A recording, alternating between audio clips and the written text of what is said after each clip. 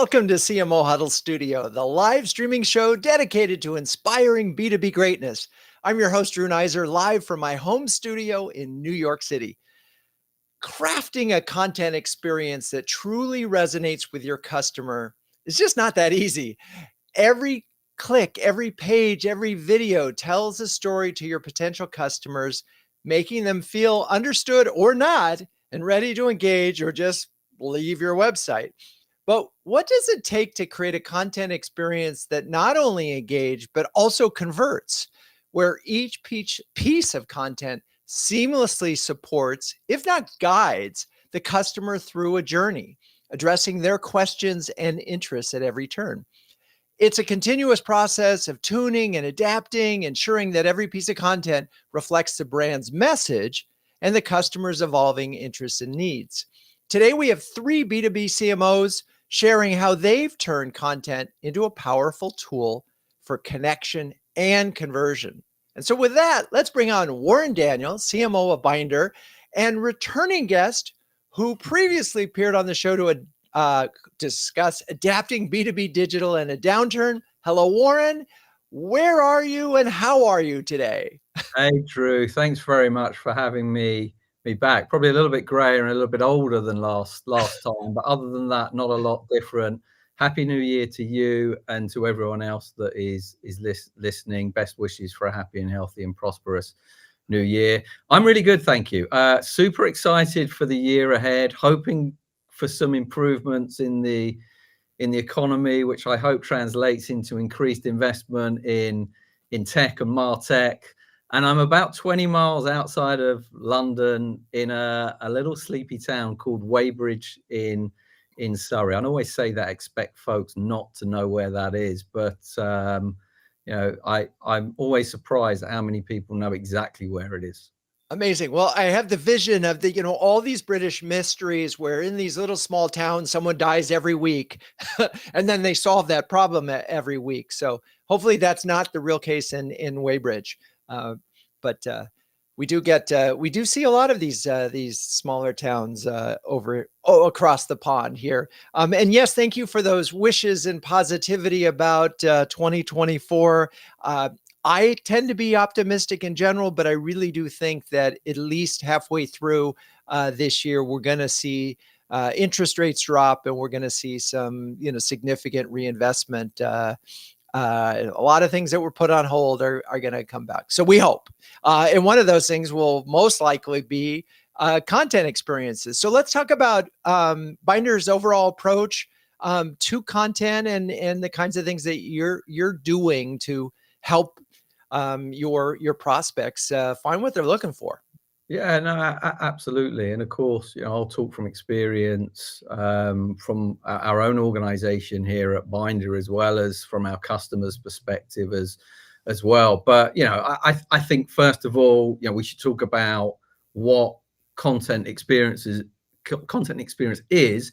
And we can't do that without, I think, just framing it in terms of the recognition or movement towards the role that content now plays in driving cut through in an incredibly crowded market, often with lower barriers to entry and fiercer competition. And I think if you think about buyer engagement in the digital world, the tip of the arrow is content. It's content that buyers see and engage with, and they're increasingly doing that across a number of different channels and touch points, both physical and digital in the B2B world. So content experience, I think at the simplest level, means delivering the right content to the right people at the right time and in the right format. And we kind of look at content experience through the lens of a few characteristics. I think first of all, brand consistency. How do you safeguard brand identity to deliver consistent on-brand, omni-channel experiences? I can tell you much more difficult than perhaps it sounds. Relevancy and personalization. How do you deliver more relevant and contextualized content to target audiences, often based on data, and then connected to that speed and agility? So how do you review, approve content, get it to market in a timely manner? And when it comes to distribution, because content doesn't exist in a vacuum, it's, it's at the heart of MarTech and e-commerce ecosystems. We have to think about how we quickly and efficiently deliver content to those end user touch points in order to drive that engagement, that conversion that fuels purchasing. So, I think there's some of the things that we talk about and think about when we kind of lay out what content experience is.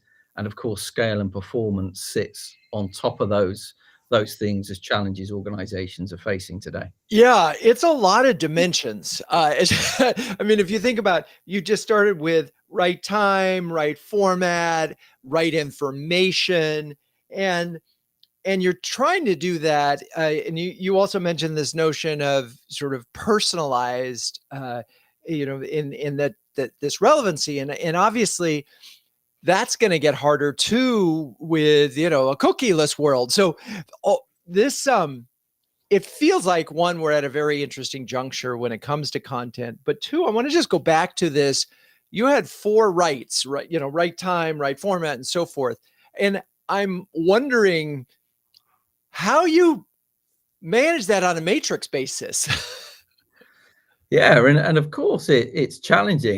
You got to have some structure around what you're doing and organizing around some very, very simple things like, for example, key personas, stages of the buyer's journey, and we use a simple learn, scope, select type methodology, mapping content, channels, watering holes to those things. I think simplifies a lot of the things that are required in order to deliver joined up content experiences that are relevant and contextualized or personalized. So, you can't boil the ocean with this stuff. Yeah, you got to keep it simple, as with many things in business. So, we have a few pieces of criteria that we religiously use to determine what we do and when we do it and to whom.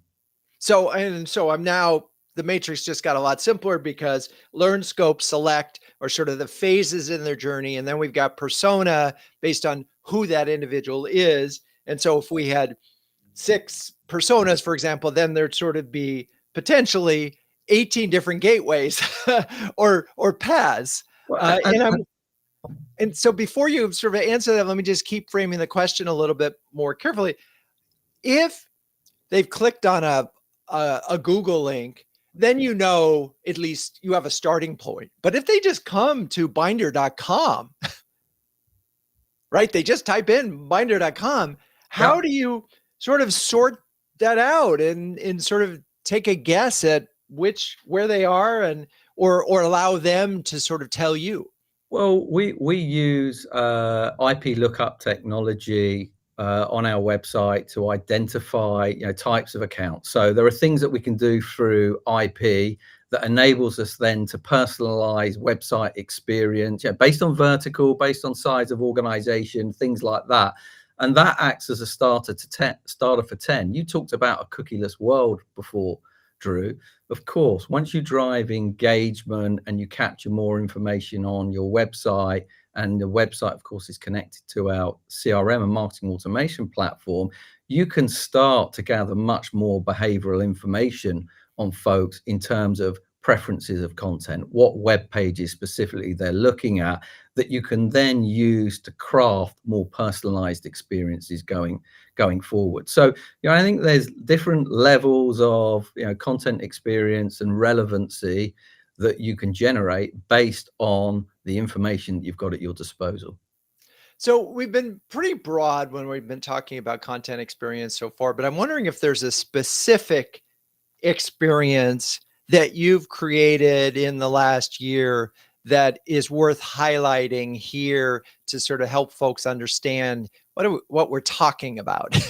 Sure. Well, actually, let me give you an example from one of our customers, and it's a B2C example, but I promise you, it's super relevant to B2B as well. So Pernod Ricard, many people will know them as a global producer of wine and spirits. Now, Pernod Ricard has all of its content creation in-house through their own internal agency, but recognized that that internal agency, operating out of one central location, wasn't producing content that was as relevant to local audiences as perhaps it could be. And so they invested in content templating to address the challenge of scale and relevancy. And off the back of a set of core creatives that were delivered, they were given to the field, and in-market marketeers that had no specialist design skills were then asked to take those and update them to make them relevant for the cities in which their Absolute Vodka Drop of Love campaign was to be executed. And that increased ad recall by 32%, just by swapping out imagery and text editorial content in those ads to make them relevant for local markets. So not hyper-personalized stuff. This is more generic personalization, but I think that's a really, really great example of the value of relevancy and scale. Awesome. Okay. And then really it sort of goes back to the sort of classic think global, act local. And this facilitates that. All right. We'll come back to you, Warren, but now let's bring on Ellina Shinnick from CMO of Hub International and an industry expert who is joining this show for the first time. Hello, Ellina, and welcome. Hi, Drew. Happy to be here and Happy New Year. Happy New Year to you. So first of all, how are you and where are you? I'm well, thankfully, and I'm in Chicago. Awesome. All right. Well, we are sort of working our way from England, New York, and now working our way Midwestern. Talk a little bit about Hub International's approach to creating content experiences. Sure. So Hub International, we're in the insurance broker space. We provide customers advisory on risk and insurance, benefits, retirement, and private wealth. And so in our kind of remit as a marketing organization, content is incredibly critical in building the brand and highlighting and outlining the value proposition of Hub International. I'll get back to why that's important in a second. And we also spend a lot of time developing content that's going to retain our clients, create cross-sell opportunity, create more stickiness. We do play in the enablement space, but the fact of the matter is we deal with a very highly complex sales model. So our goal is to inform, maybe create fear at certain points, right? To dislodge competitors at certain points, right? And so our content really needs to inspire, let's just call it a first action, because success for us is to quickly get a prospect to speak to an advisor, right? So we have to think about that of course there's going to be self-service, et cetera, but we're not talking about micro business where it's more of an e-commerce play, right? And that's a really critical nuance. So our approach to content, top of the funnel, is to be informative and energetic, okay? No one is going to look up workers' compensation insurance. Like they will, but that's a different point, right? Okay. We are dealing with business owners with sophisticated business problems. And the intent of our content is to position the strategic value of insurance, right? And get out of kind of this traditional notion of a commoditized product and how much more impactful it can be. So we write content at the top of the funnel that, again, is informative, that takes macro themes that are happening in the economy, in the world, and we connect the issues to business problems. So most of our content rarely actually talks about the product, the coverage. We get to that, but really that's the role of the advisor in the meeting. We think about what's keeping up our decision makers, our buying groups up at night. And usually it's how are they going to grow their business, their profit margins, adding new products, how are they going to retain and attract new clients. And our role as insurance advisors and consultants actually is very relevant. So what's really exciting is that anything that's happening in the world, from wildfires, economy, interest rates, global warming at large, cybersecurity issues, right? All of those things.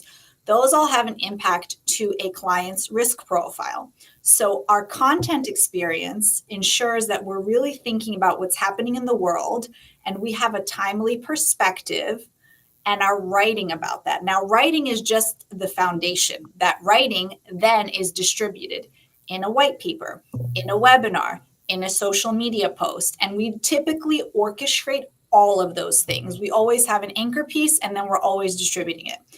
So the key thing there, and I'll say the word energy drives everything I do. Energy, and the team does. Energy and creativity. Because a lot of people are talking about kind of dry things, and that's not our point. We want people to be like, I never thought about the role of insurance or how Hub can be an advisor to me in this really strategic problem, but in fact, they have a lot of value to add. So we always kind of think leading edge with the intent of saying, now speak to an advisor and get them there quickly. The other part of our content top of funnel is that ultimately in our business, people at that complex level buy from people. Right? They put their trust in our brand, but they put their trust in the individual expert who is either literally physically across the table or physically across the screen. And so the role of our content strategy is also to put a face on the brand and highlight our leaders. And again, not in a traditional, not interesting kind of a way. Hi, I do this and this. It's to be fun. People want to buy from people, but they also want to know that they're people. We do things like 3 fascinating facts. And they're not that I went to school here and I'm accredited in this. It's that, hey, I did a triathlon. I was once in a John Bon Jovi video. And by the way, and the reason I can talk about being in a John Bon Jovi video is because I crush it as an expert in insurance. And that is the least interesting thing about me, right? So there's this we want to appeal to people, to the next generation who want to deal with people, who want to know that you're an expert, but to some degree, having the courage and the confidence to profile people as real people with humor, with energy, with pith, underscores the fact that we're so confident in their expertise.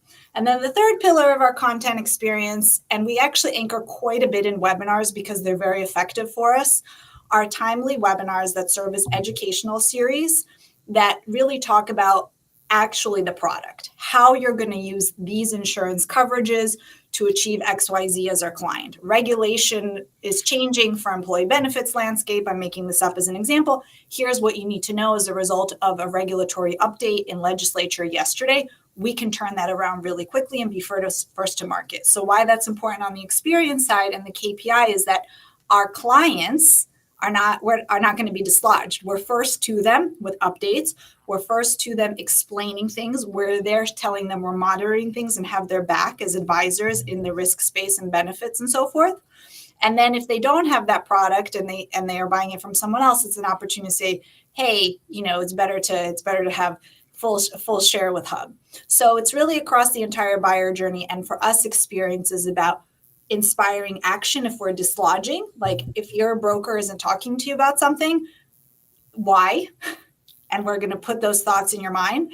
We're going to showcase the people behind the brand because ultimately that's our job, is to introduce you to them.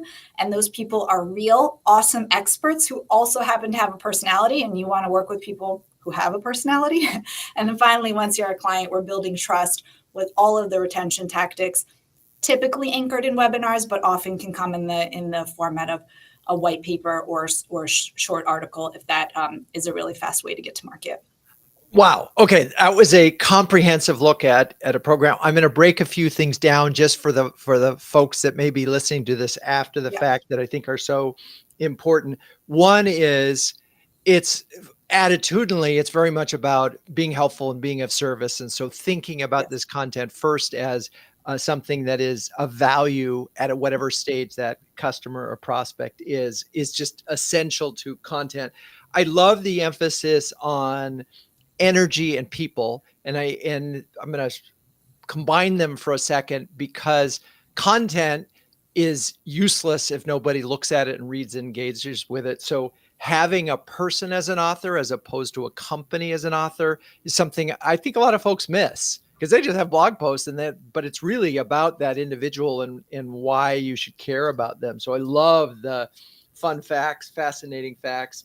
Also, a notion is a lot of times content programs are death by 1,000 paper cuts. And what you're really talking about is sort of this large piece of something and then surrounding it and slicing and dicing it and taking advantage of that, because you could do an endless number of pieces of content. But the truth is that you probably don't need that, because if you do an audit of your site, you'll find that, there's 1,000, 2,000, 10,000 pieces on there, but only 10% or 20% actually gets engagement. Okay. And then the last thing that I sort of got out of this was, again, I'm just going to reinforce the personality that comes through with this. And then ultimately drive an action, which is what we're really, this show was really focused on, is getting from that. All right. It was a lot to digest, and I want to come back to you, but I think we got to move on to Katrina,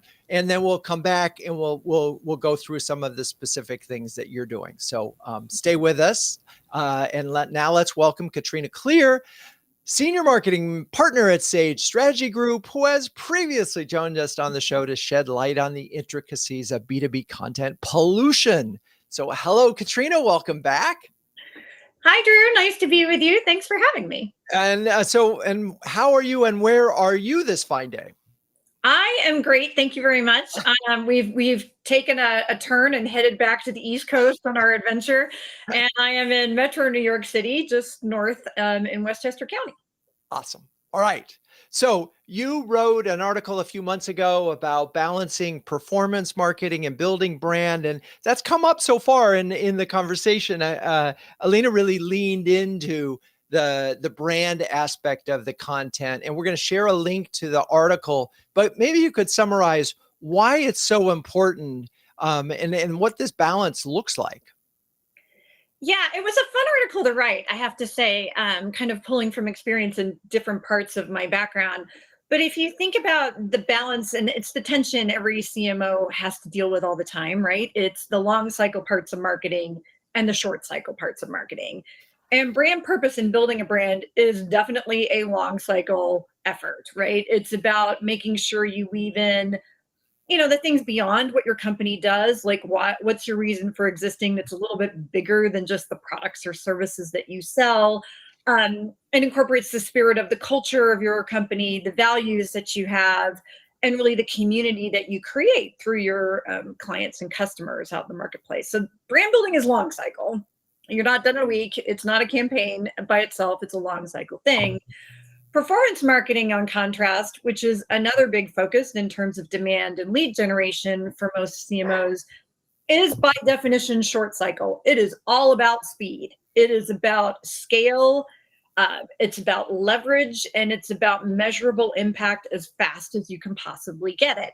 So performance marketing is really about knowing your audience and knowing and really kind of just showing up, if you will, when, where, and how they want to engage with your brand.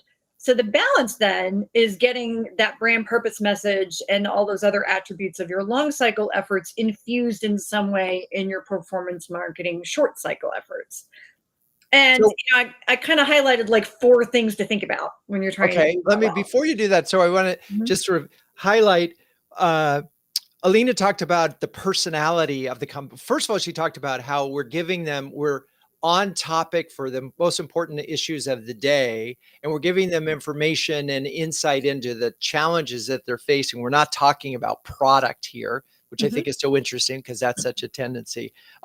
So I feel like that's the part of that sort of that balance of brand building and performance marketing. Okay, with that, let's go ahead and talk about that. Some of the points that you were going to elaborate on. Yeah, and you make a good point. I think both of my fellow panelists here today have alluded to some of these, right? It's just kind of breaking it down and being intentional about it. And the first one really is that purpose, or your long-term commitment to your values, and beyond profits. We need to make money. We're not in business for no reason at all. And so thinking about, maybe it's inclusivity, it's sustainability, maybe you have humanitarian goals connected to your brand, or other cultural priorities. The second one, as we've talked about a bit, is really those emotional attributes of your brand. And it doesn't mean that you can't have a range of emotional attributes, but just generally speaking, do you want to come across as really confident. Maybe you want to be very sophisticated. Maybe you're like cool and clever, or, whatever that might be that helps your buyers connect with your brand in specific ways. And then, of course, there's the functional benefits. This is the value that's delivered by someone consuming your product or service. And those are important things. And, really thinking about the quality and design of how you highlight those benefits in some interesting ways, speaking of content experience, which leads us right into those experiential qualities. And some of those could be, aspects of your product or service that isn't like something that goes on a feature list, if you will, from a piece of marketing collateral. Maybe you're known for being really consistent in the marketplace, or you create a lot of convenience. Maybe you respond to your customers or clients super, super fast. So what do you want your brand to represent in your target market in that aspect? And so when you think about those 4 things while you're putting your content together, you can create content in a little bit of a different way.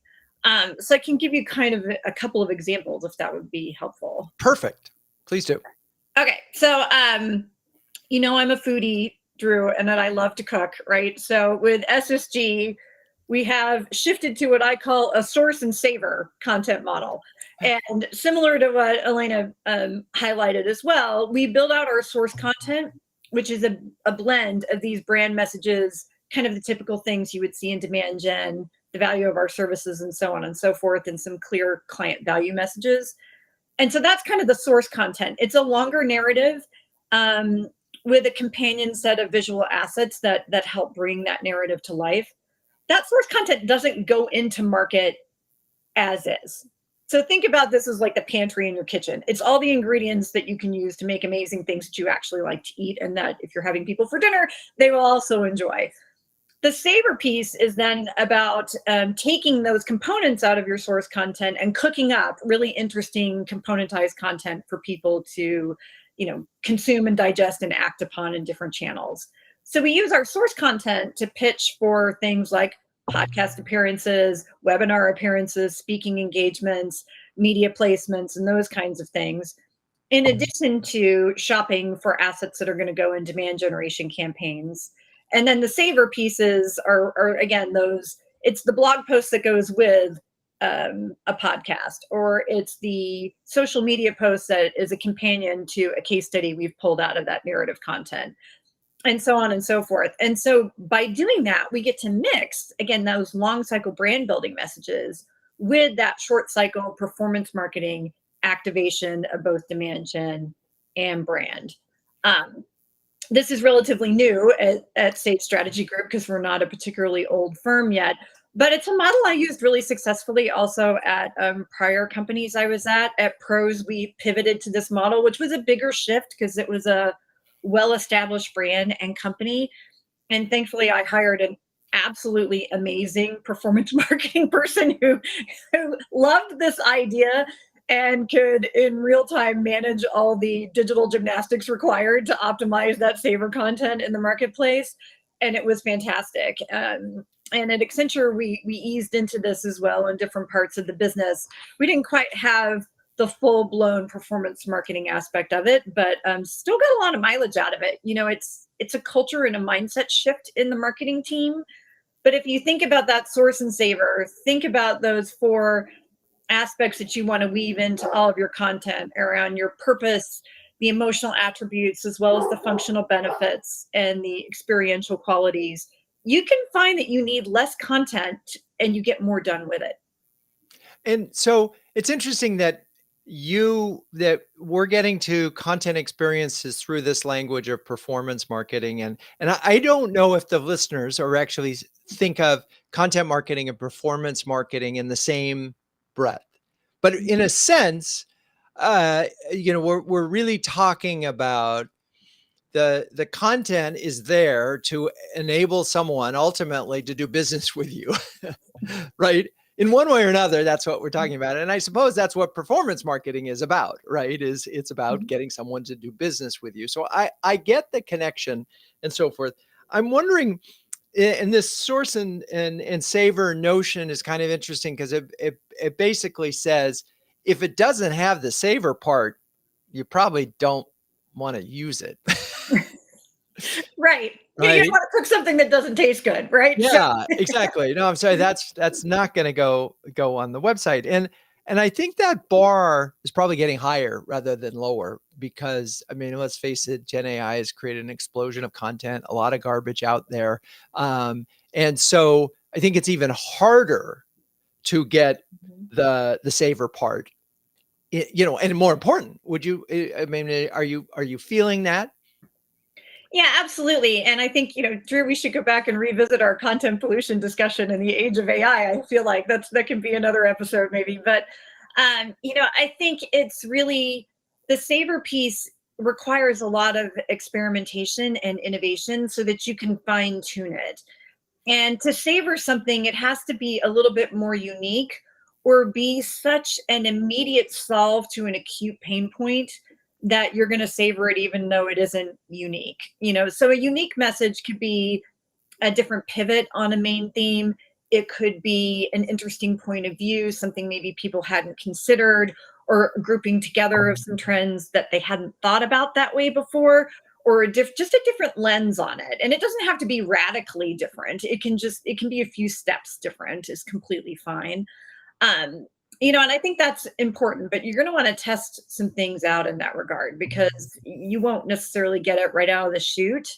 And I think the benefit challenge of AI is that you can create a lot of content a lot faster, but for people to really savor it, you've got to infuse the personality of your brand and your people and some of that purpose into it. Otherwise, it's not something you can savor. It's super generic. And yeah. Well, and that's I think the key in all this. And this is why one way to look at AI is average intelligence when it comes. And so if you want to put average content out there, then just use the tools and don't gone beyond it. All right.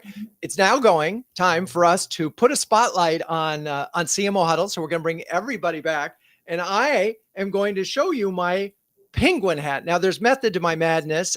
We launched CMO Huddles in 2020. It's a close-knit community of over 300 highly effective B2B marketers who share, care, and dare each other to greatness. We also happen to donate 1% of our revenue to the Global Penguin Society in honor of the fact that a huddle is a group of penguins. So given the extraordinary time constraints on CMOs these days, everything about CMO Huddles is designed to help leaders save time and empower them to make faster and better decisions, just like penguins have to do in real time in a very harsh environment. Okay, Warren, Ellina, Katrina, since you three are all incredibly busy marketing leaders, I'm wondering if you could share a specific example of how CMO Huddles has saved you time or helped you in another way.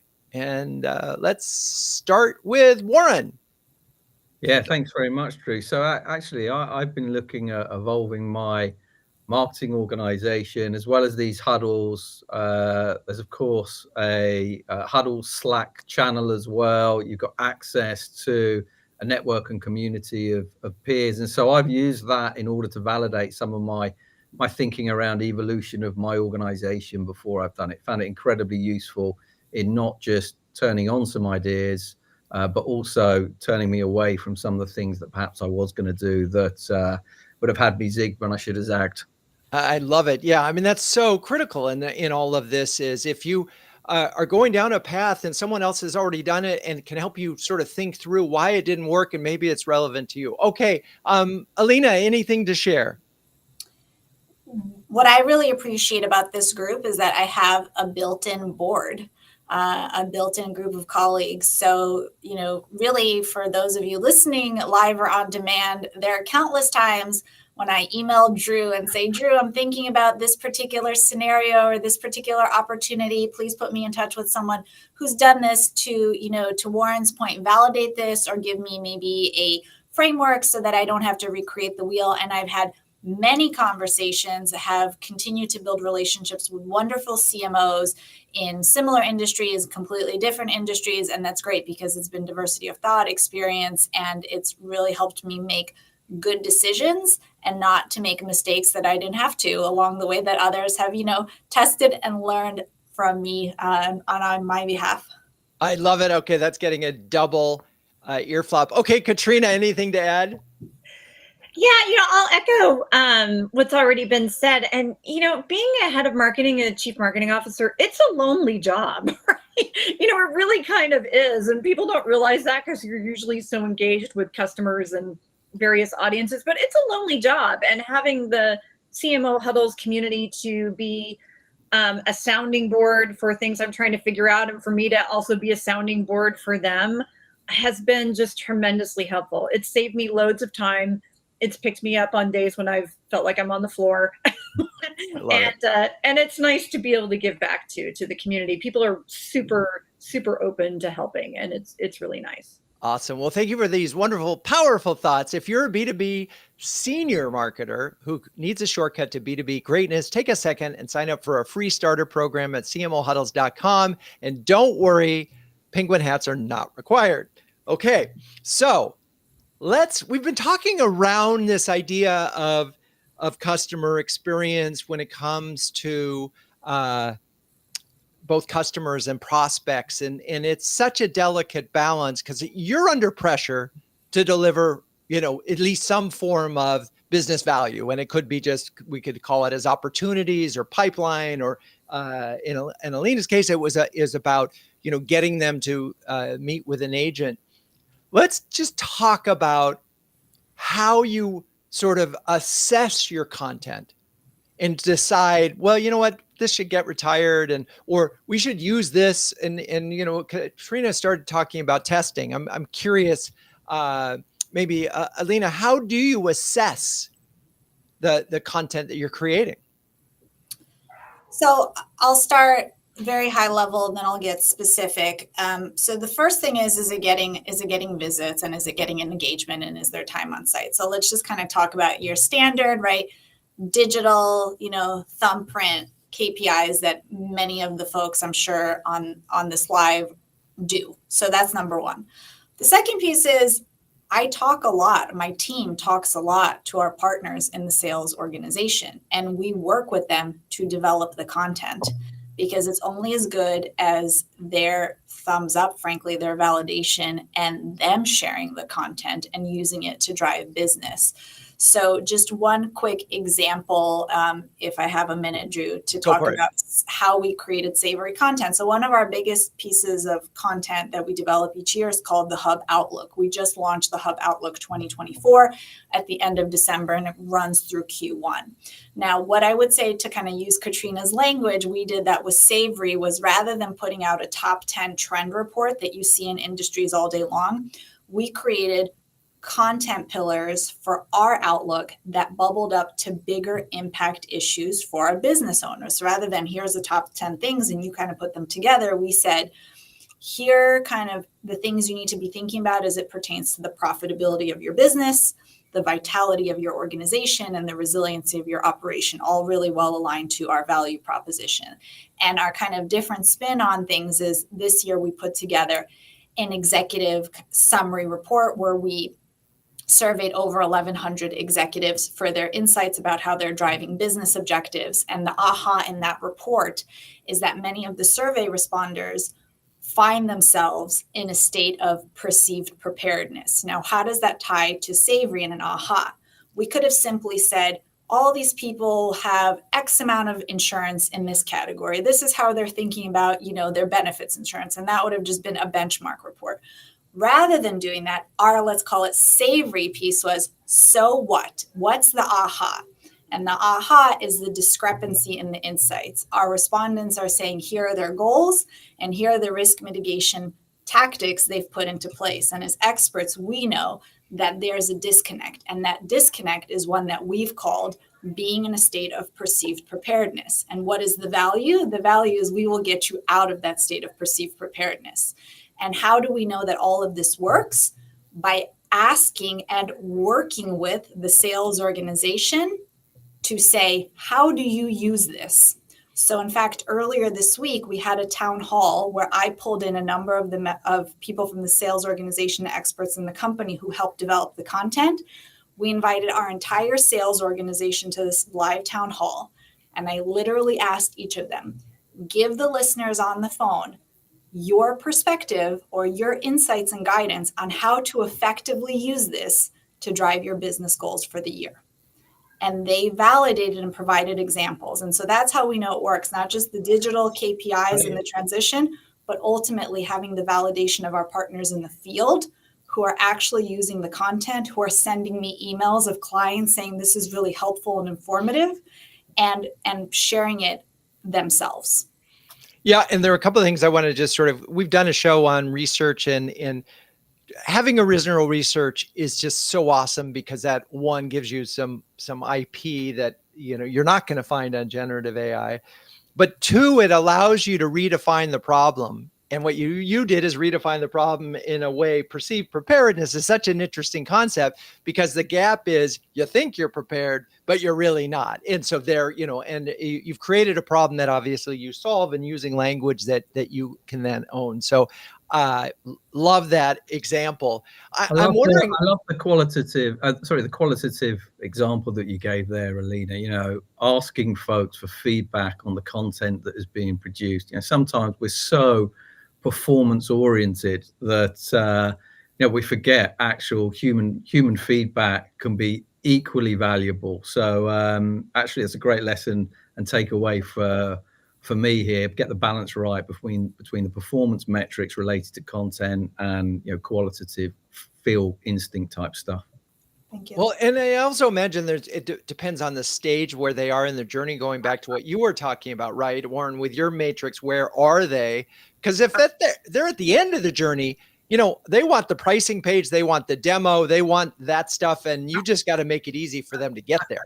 And Drew, you got to create the right measures for the right pieces of content as well, because I think of top of funnel content or what we call learn content in our learn, scope, select methodology. I think what you're trying to do there is measure emotional engagement. Do they watch the video through the whole way, or do they drop off after two seconds? Do they get two pages into whatever they're reading, or do they open it and close it immediately? Do they start to binge on content? They consume something and then go on to consume more information from you. And so I think that those types of pieces of content, engagement metrics, are the right thing. For something that is more akin to a higher intent piece of content, or kind of the scope phase of the buyer's journey, or select phase of the buyer's journey. Let's take an analyst report, for example.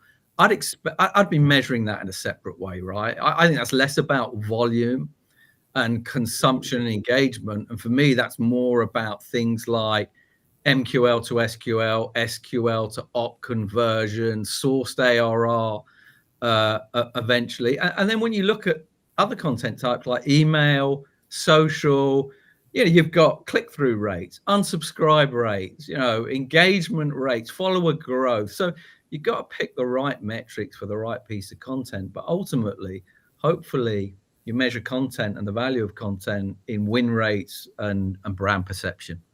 I want to talk a second, or just put a punctuation point on the word binge. And then I'm going back to what Ellina said about, you're creating content that has a savory flavor that they'll continue to read and like the personality. And so you think about it, we're used to binging on Instagram and YouTube. But if you actually had a prospect who binged on your site, they are saying, one, I like your stuff. And two, I'm really interested in your stuff. So the notion of that, and that all of a sudden talks a little bit about the technology and how you're, based on them reading this one thing, how you're serving it up. And suddenly you're in, you need to do what Google does and Instagram does, is really being able to sort of respond in almost real time and say, oh, if you like that, you'll like this. Yeah. And also, Drew, connecting that to your lead scoring mechanisms, right? If, some of this is time bound as well. If folks are consuming a lot of content within a very, very short period of time, that is a trigger or an indicator that they have higher intent than perhaps someone who comes back once a quarter or so and, plugs away at a product data sheet, for example. So, again, there is a lot of behavioral data you can glean from consumption of content that helps support higher intent. Interesting. I'm circling back to, because the recap that's going to go out and be in your inbox on Friday is about the media conversation that we had. And the media guys were advising, so you take a behavior that they do on your website, like say, read 10 things, and say, get people who have done that in other places and then use that as a targeting method. Because I think that someone who binges is probably a very high intent customer to begin with. And it's certainly validation that your content is worth binging on. So it's a kind of double, sort of validates the content and also has this opportunity, not just to sort of get you to move them along, but also maybe your retargeting and maybe your other marketing can be guided by that. Okay, so we've talked about this. I'm wondering if you could just sort of share what's the challenge here in getting this right, and maybe Katrina, you could talk a little bit about this, because this is not easy and it's constant. You talked a little bit about testing, but are there any sort of simple things that you can do or overcome? Because this is a pain. This is hard. It is hard, and I think as is always the case with things in business, if you're going to drive change, you have to change the people before you change the business. And so the marketing team is usually the easy sell, quite honestly, on this. They're usually kind of excited about it because it can make their life easier. It can make things more impactful. That makes them more successful in their job. And they like that. I think oftentimes it's the other stakeholders within the company, whether it's sales or product or whatever it might be, because they have to be okay with the fact that there's going to be a fair amount of experimentation as you get through this. And then you're going to kind of find those core things that people really do savor that you'll want to do again and again. But even then, you're still going to want to mix it up a bit. Like, add a little bit more of this, try a little bit more of that, take a little bit of this out, put something else in. And so I think getting alignment across the executive team that they're up for the experimentation and make it a little bit fun. Don't make it a surprise that it's coming. And as we all know with experiments, some things work great in terms of your desired outcomes. Some things don't, but as long as you've learned something, it's not a failure. It just makes you better each time. So it's about incrementing, but getting people okay with that before you get too far down the path, I think is really essential. And quite honestly, I feel like it's the hardest part. I don't know what everybody else thinks. Well, and I think that's a really interesting observation. If you really want to change your content approach, you have to change your team approach, right? It's certainly the structure. So I think that's the challenge is maybe having the right team, and that team may be something different tomorrow than we are today. Now, this is the moment in the show where I do like to wonder out loud, what would Ben Franklin say? He was a man of great content, prolific writer, and ironically, not very much of a public speaker. He used all sorts of aliases to create content and put it out there in the world. And so he would say, writing has been a great use to me in the course of my life and was a principal means of my advancement. And I think there's some relevance here in that we're talking about all sorts of content, but still, a lot of this comes down to the written word and your ability to persuade or at least to engage in the moment. Okay, so much to cover in this thing. It's such a broad experience. Content experience is so broad, particularly the larger the company and the more personas that you are targeting. Is there a trend that any of you want to highlight when we talk about content experiences for 2024? Warren, maybe? I'll jump in, Drew. So, I think the content creation has been relying on creative and editorial teams to crank it out, but the proliferation of channels and the variance of assets required to support those channels has meant that the reliance on those teams have become much, much greater, and it's creating chaos. I think the harsh reality is that content operations and creative teams just aren't equipped to manage the challenges that come with this growing demand and delivering exceptional content experiences. And I think so, whilst much automation has happened in marketing over the last decade, I think content operations has been largely untouched. So I'm going to say 2024 is the year when, marketing opens their eyes and recognizes that content is critical and that there needs to be evolution or revolution in content operations in order to support the demand from the market.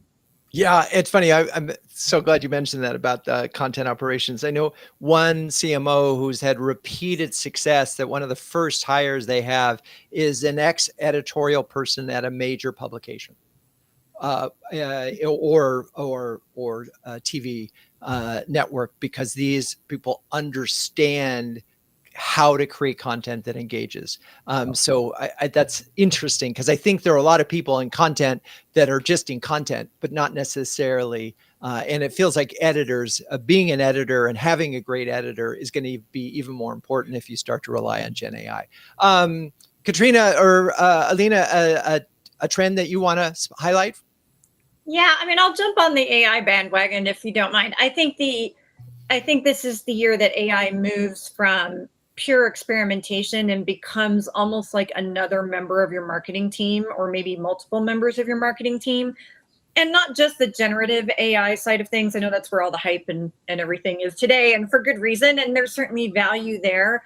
But, using AI in terms of being able to find those trends, find those kind of nuances in the data, if you will, that could be really meaningful, that could give you another saver moment, right? That you would not find fast enough any other way.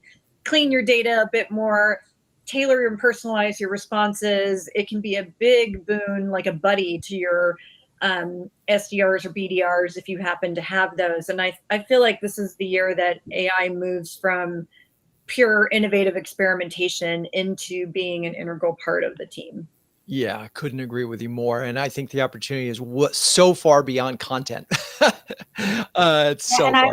I would jump in, Drew, which is, so right now it's just in lab, but if we think about generative search experiences, right, that are in the Google lab right now, and how that's going to potentially change search results. What I'm interested in is actually how the fundamentals of content and search best practices are going to influence that. So on the one hand, Google may potentially completely upend how we're getting data, through search, et cetera. But on the other hand, how are they going to pull those results, right? And how are you going to be the top link? And that might be kind of back to those core best practices on the experience. So, that's a complete kind of 180 from the things I've been talking about, which is to say, even though we focus quite a bit on top of the funnel content and being engaging and having a unique point of view in order to inspire action, ultimately, there are also core elements of that content ecosystem, like SEO optimization, to make sure that when people want to find you in that channel on their terms, they do. But fundamentally, what is Google going to look at in that algorithm when they redefine that experience? That's pretty interesting, slightly scary, energizing. And the other thing I would just say that I'm thinking about is the role of influencers in B2B. It's not necessarily new, but we're seeing more of an uptick over the last year.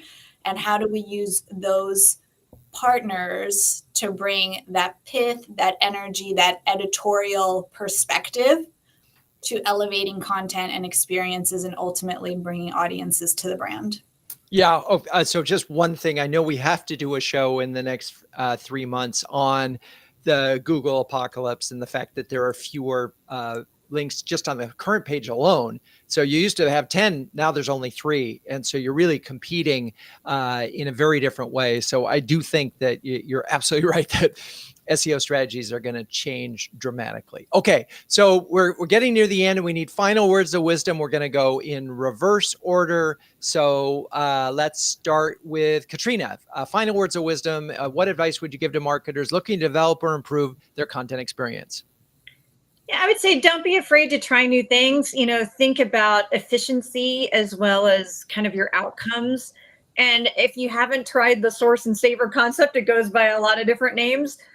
Maybe give it a try with one initiative that you have coming up. Think about how you can create that source narrative, and then pull out the little savory pieces, make them fit for purpose in the channel, and blow it out and see what happens. Give it a try.